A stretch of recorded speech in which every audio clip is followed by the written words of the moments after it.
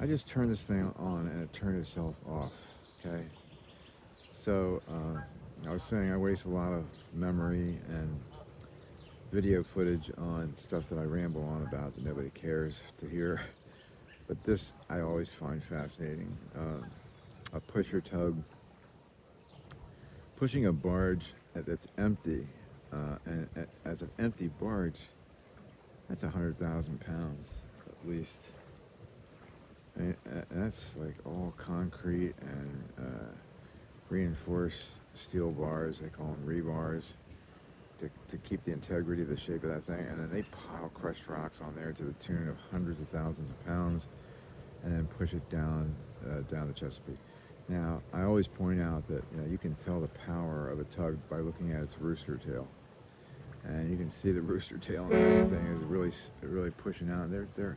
He's honking at somebody. There's a lot of sailboats anchored here now in Harbor de Grace, and he has to negotiate past them without any incidents. But you can see like the wake that it's pushing up at the front, the white water right at the front of the barge there, and then all that white water behind the tug. That's all the rooster tail and the power of that thing pushing the water out. And that water goes shooting out the back of that thing and goes hundreds of feet backwards. So he just went past a buoy there.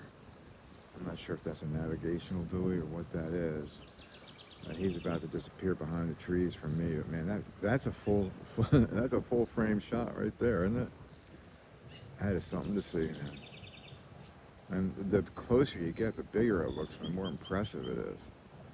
But how cool is that tugger, man? Look at that thing.